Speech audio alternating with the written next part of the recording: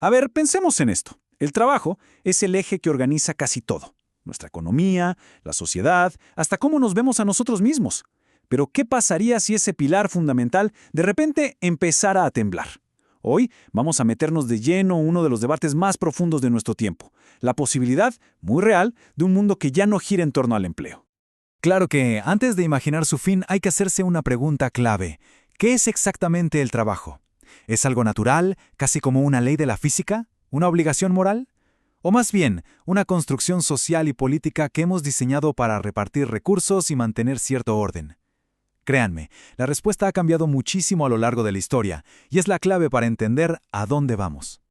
Ok, esta será nuestra ruta. Primero, veremos cómo ha evolucionado la idea misma de trabajo. Luego, el impacto de la automatización como una fuerza que lo cambia todo. Después, la crisis social que esto está generando. Exploraremos las alternativas políticas que ya se debaten para el futuro. Y, para cerrar, nos preguntaremos qué significaría tener una vida con propósito en una sociedad que ya no dependa del empleo. Bueno, arranquemos el viaje. Hoy damos por sentado que el trabajo es el centro de la vida, ¿no?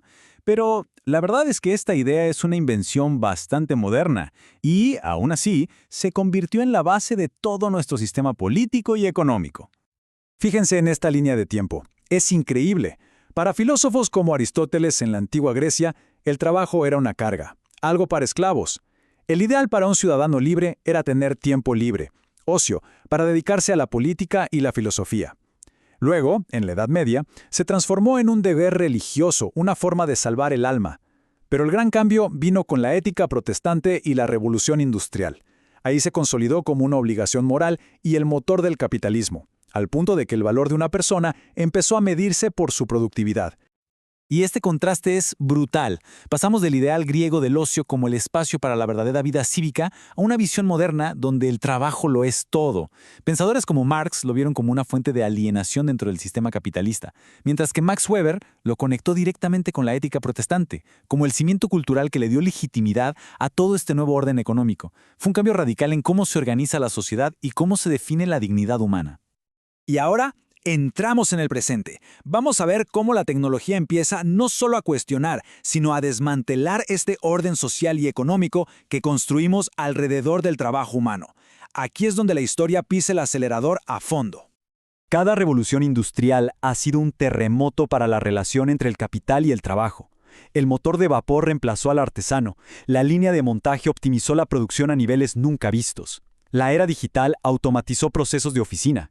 Pero la cuarta revolución, la de la inteligencia artificial, es diferente. Ya no automatiza solo tareas manuales, sino también cognitivas.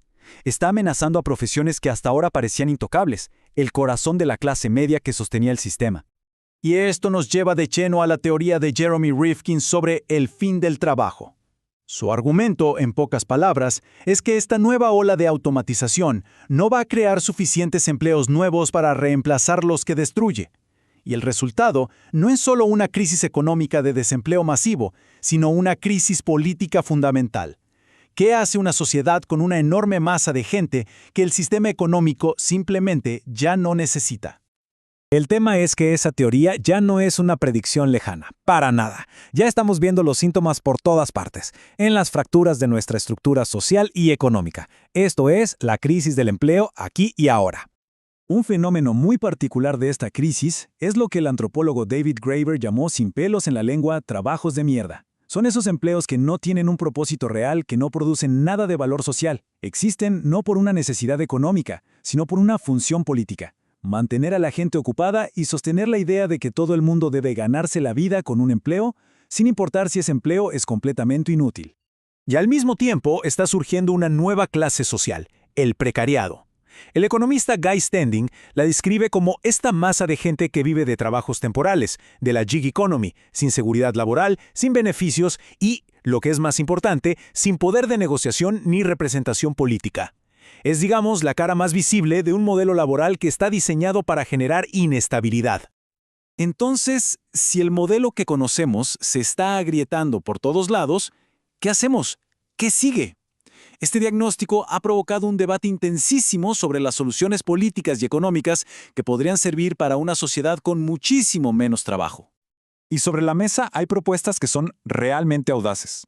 Por un lado, la renta básica universal, que busca básicamente reescribir el contrato social garantizando un ingreso mínimo para todos. Por otro, el decrecimiento, un modelo económico que se atreve a cuestionar la obsesión política con el crecimiento infinito. Y también la reducción de la jornada laboral, una política clásica para redistribuir el trabajo que queda y, de paso, el tiempo libre. Y todo esto nos lleva a la pregunta más profunda, la más filosófica.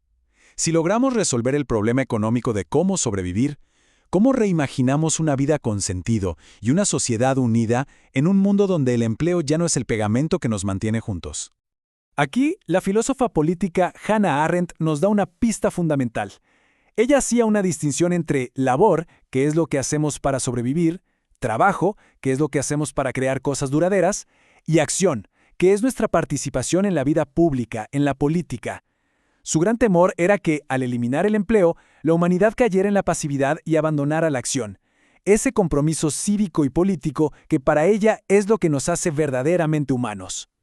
Pero ojo, la conclusión no tiene por qué ser pesimista. De hecho, podría ser todo lo contrario. El fin del empleo asalariado podría ser justamente la gran oportunidad para liberar toda esa energía humana hacia actividades con un propósito mucho más alto.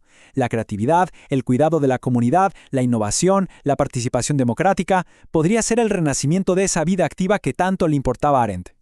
Y así cerramos con la pregunta que al final lo define todo. Si la tecnología nos llega a liberar de la obligación de trabajar para sobrevivir, ¿cómo vamos a decidir como sociedad en qué invertimos nuestro recurso más valioso, que es el tiempo y el potencial humano? La respuesta a esa pregunta va a definir ni más ni menos el próximo capítulo de nuestra civilización.